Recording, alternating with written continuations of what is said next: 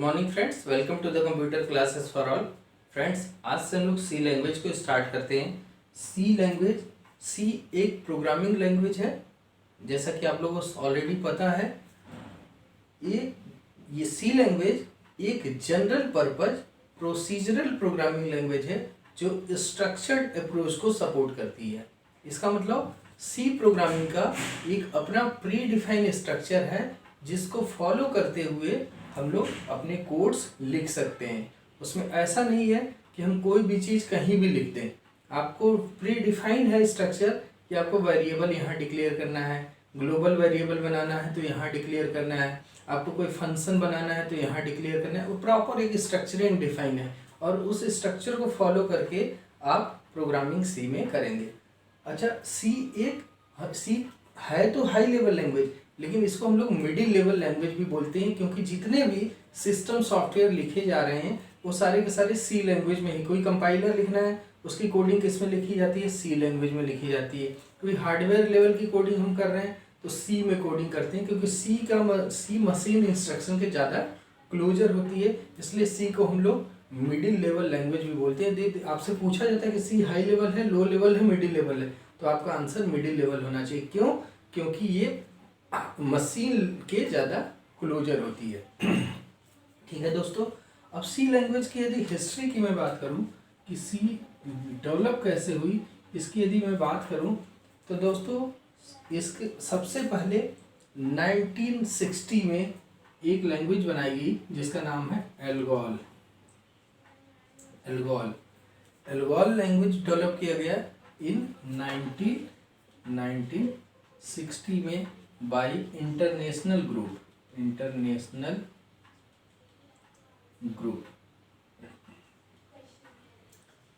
एक international group ने 1960 में एल्गोल, जिसे हम लोग एल्गोरिथमिक लैंग्वेज भी बोलते हैं, ये डेवलप किया गया।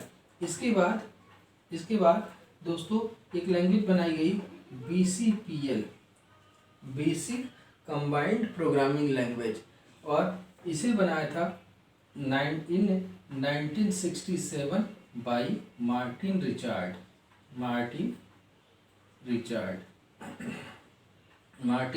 ने बनाया। इसके बाद दोस्तों एक लैंग्वेज बनाई गई बी, है ना, बी लैंग्वेज बनाई गई इन 1970 में बाय कैन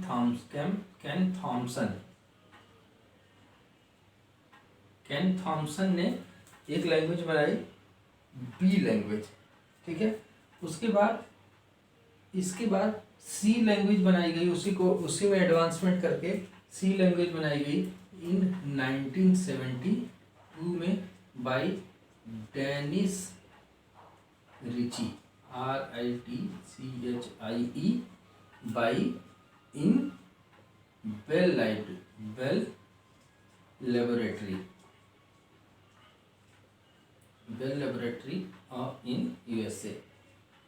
ठीक है दोस्तों, इसके बाद ANSI दोस्तों, ANSI ये आई 1989 में। ठीक है, और ये ANSI दोस्तों ISO या ANSI कमेटी ने ही इसे बनाई थी। ठीक है, उसके बाद ये ISO जब सर्टिफाई हो गई तो ANSI ISO सर्टिफाइड जब हो गई थी, ये 1990 में आई। ठीक है दोस्तों, तो कई बार आपसे क्वेश्चन पूछा जाता है कि सी लैंग्वेज को सी लैंग्वेज ही नाम क्यों रखा गया, बी लैंग्वेज क्यों नहीं रखा गया था दोस्तों, बी लैंग्वेज में ही एडवांसमेंट करके फिर सी लैंग्वेज बनाई गई है। क्लियर है ना? तो इसलिए इसका नाम बी ऑलरेडी बन चुकी थी, इसलिए इसका सी लैंग्वेज नाम रखा गया, उसी का नेक्स्ट वर्जन। ठीक है, तो ये कुछ हिस्ट्री है। 1960 में इंटरनेशनल ग्रुप ने एल्गोल लैंग्वेज बनाई, फिर बेसिक कंबाइंड प्रोग्रामिंग लैंग्वेज 1967 में मार्टिन रिचार्ड ने बनाई। उसके बाद बी लैंग्वेज बनाया गया जो 1970 में केन थॉम्सन ने बनाया। इसके बाद सी लैंग्वेज 1972 में डेनिस रिची ने बेल लेबोरेटरी में बनाया। उसके बाद ANSI 1989 में, और ये ISO सर्टिफाई हो गई 1990 में। ये हिस्ट्री है सी लैंग्वेज की। तो सी लैंग्वेज को हम लोग स्टार्ट करते हैं दोस्तों।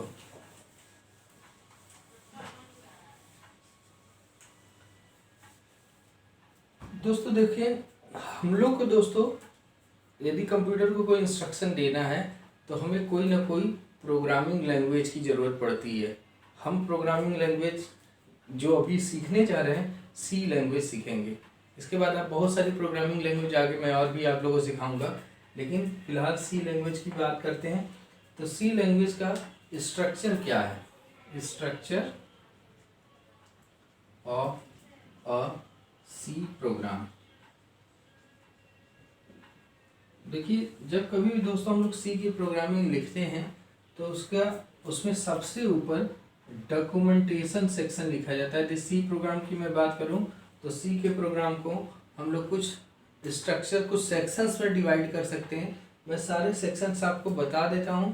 इनमें से जिस सेक्शन की आपको रिक्वायरमेंट है उन सेक्शन को यूज करते हैं। सारे सेक्शन मैंडेटरी नहीं है, लेकिन यदि आपको सेक्शन यूज करना है तो उसी जगह पे हम लोग लिखेंगे। एक होता है डॉक्यूमेंटेशन सेक्शन, जो सेकंड है दोस्तों दैट इज लिंक सेक्शन।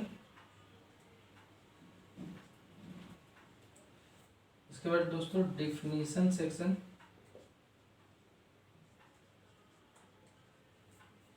उसके बाद ग्लोबल डिक्लेरेशन सेक्शन।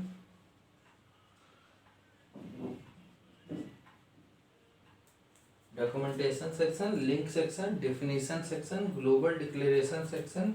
उसके बाद main function section.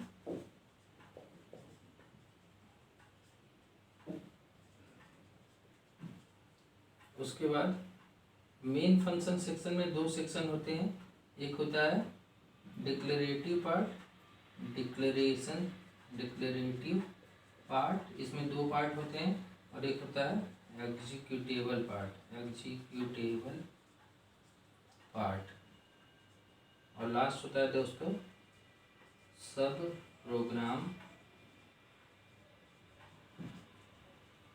Section.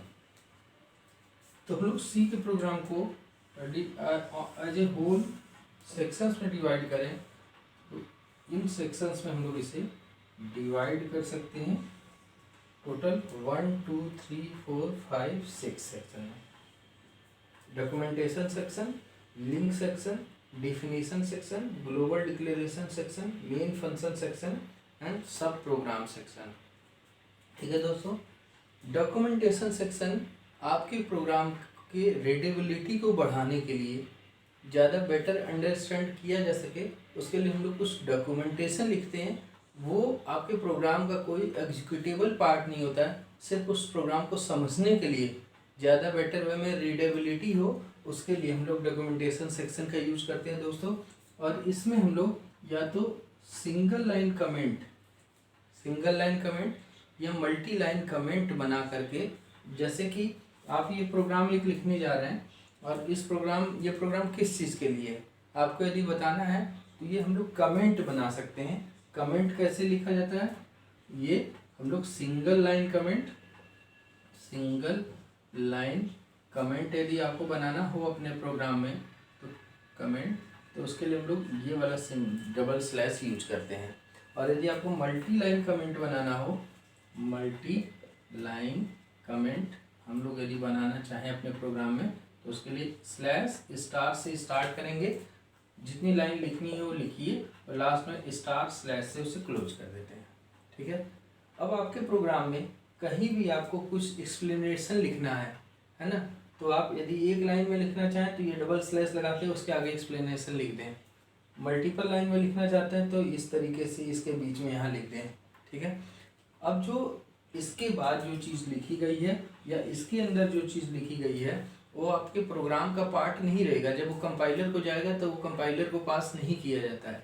Clear है ना? वो सिर्फ आपके समझने के लिए हम लोग डॉक्यूमेंटेशन सेक्शन का यूज करते हैं, जिसमें सिंगल लाइन कमेंट या मल्टीपल लाइन कमेंट ऐसे हम लोग लिख सकते हैं। क्लियर है दोस्तों? इसके बाद जो दोस्तों नेक्स्ट सेक्शन है दैट इज लिंक सेक्शन।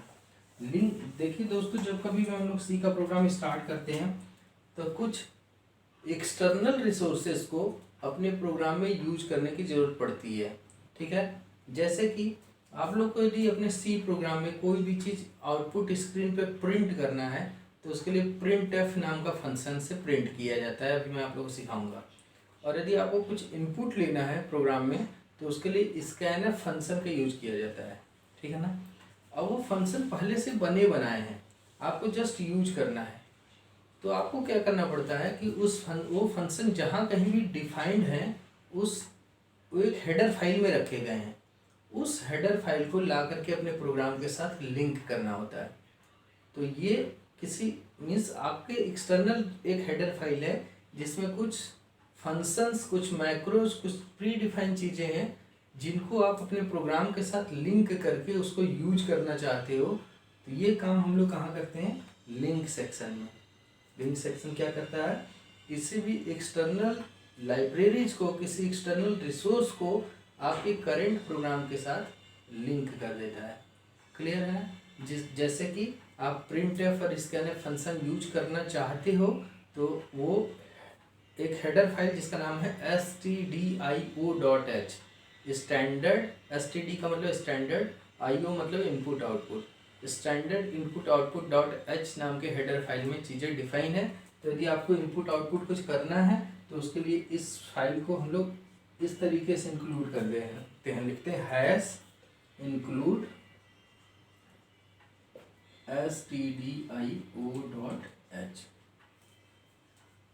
इस हैश को हम लोग प्री प्रोसेसर डायरेक्टिव बोलते हैं और इसका मतलब है कि ये जो काम करना है, ये जो इंक्लूड करने का काम है, इस हेडर फाइल को लिंक करने का काम है, वो आपके प्रोग्राम की प्रोसेसिंग स्टार्ट होने से पहले ही हो जानी चाहिए। जब पहले प्री प्रोसेसर मतलब प्रोसेसिंग होने से पहले ही ये वाली हेडर फाइल को इस प्रोग्राम में इंक्लूड कर दो, देन आप प्रोसेसिंग करो। तो ये क्या कर रहा है एक तरह से ये सेक्शन कि इस वाली हेडर फाइल में जो भी चीज़ें हैं उन सबको करंट प्रोग्राम के साथ इंक्लूड कर दे रहा है, लिंक कर दे रहा है। तो ये जितने भी हेडर फाइल्स चीज़ें आपको लिंक करनी है करंट प्रोग्राम के साथ, तो हम लोग लिंक सेक्शन में करते हैं दोस्तों, ठीक है दोस्तों। इसके बाद बात करते हैं डिफिनीशन सेक्शन। डिफिनीशन सेक्शन में हम लोग कोई भी मैक्रो डिफाइन कर सकते हैं, कोई फंक्शन डिफाइन कर सकते हैं, ठीक है ना। यदि आपको कोई मैक्रो डिफाइन करना है, जैसे हम लोग मैक्रो इस तरीके से डिफाइन करते हैं, लिखते हैं हैश डिफाइन और एक वेरिएबल बना लिया पाई 3.14। तो हमने क्या किया कि पहले से डिफाइन कर दिया कि पी आई की वैल्यू ये होगी, तो आपके प्रोग्राम में जहाँ जहाँ पी आई होगी वो सब कुछ 3.14 से रिप्लेस कर दिया जाएगा, क्या सब्सटीट्यूट कर दिया जाएगा। या आप कोई फंक्शन आगे यूज करने जा रहे हैं मेन प्रोग्राम में जिसके डिफिनीशन बाद में दी गई है, तो उन फंक्शंस को दोस्तों हम लोग यहीं पर डिक्लेयर कर देते हैं उसका प्रोटोटाइप। मान लीजिए हमने लिखा वर्ड शो और ये, तो हमने डिफिनीशन सेक्शन में कोई मैक्रो डिफाइन कर सकते हैं, कोई पहले से बना हुआ फंक्शन है, कोई फंक्शन है, उस फंक्शन का प्रोटोटाइप भी यहाँ पे डिक्लेयर किया जा सकता है। क्लियर है। कोई मैक्रो डिफाइन कर दो, कोई मैक्रो डिफाइन किया जा सकता है यहाँ पे, या कोई फंक्शन यदि हमें बनाना है, मैं अभी आप लोगों को सिखाऊंगा सारा चीज़, तो उन फंक्शन का पहले यहाँ पे प्रोटोटाइप डिफाइन किया जा सकता है। इसके बाद दोस्तों ग्लोबल डिक्लेरेशन सेक्शन में हम लोग कुछ किसी भी वेरिएबल को ग्लोबली डिफाइन कर देंगे। तो वो ग्लोबल वेरिएबल यदि आपको बनाना है, कोई मान लीजिए लिखा इंट x = 5, तो ये क्योंकि देखिए अभी मैं आप लोगों को बताने जा रहा हूँ, प्रोग्राम हमेशा मेन फंक्शन से स्टार्ट होता है। हमेशा सी का प्रोग्राम कहाँ से स्टार्ट होता है, हम लोग लिखते हैं वॉइड मेन और उस ओपन क्लोज कर्ली ब्रेसेस, ऐसे वॉइड मेन फिर ये वाला ब्रैकेट फिर ओपन क्लोज कर्ली ब्रेसेस, हमेशा प्रोग्राम यहाँ से स्टार्ट होता है, ठीक है। अब यदि कोई वेरिएबल इस प्रोग्राम के अंदर डिफाइन हम करेंगे तो वो वेरिएबल उस प्रोग्राम में ही एक्सेस होगा, उसके बाहर एक्सेस नहीं होगा। अब यदि हम चाहते हैं ये कोई वेरिएबल ऐसा हो जो कि सारे फंक्शंस में यूज किया जा सके, तो उससे हम लोग ग्लोबल वेरिएबल इस तरीके से ग्लोबल डिक्लेरेशन सेक्शन में डिफाइन करते हैं।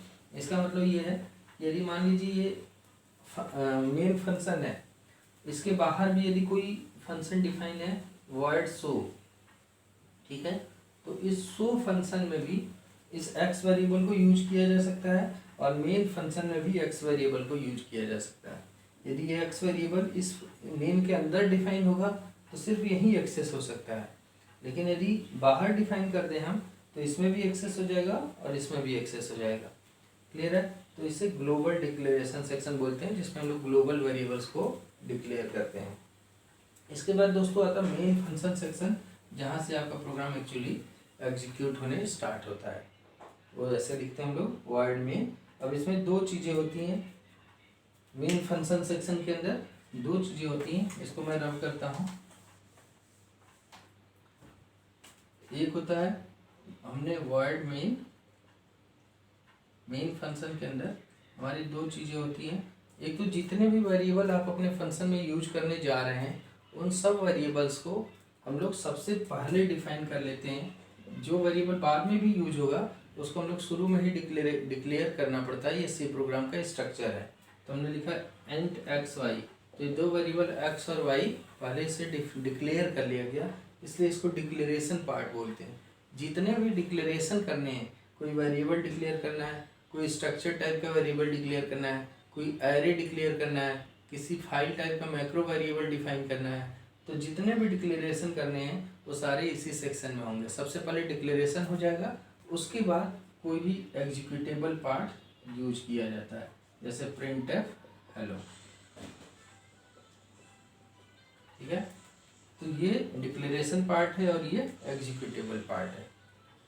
इसके बाद दोस्तों होता है सब प्रोग्राम सेक्शन। यदि आपका कोई सब फंक्शन बने, मान लीजिए शो नाम का कोई फंक्शन, आपको कुछ फंक्शन शो नाम का बनाया एक फंक्शन, इससे कुछ कराया।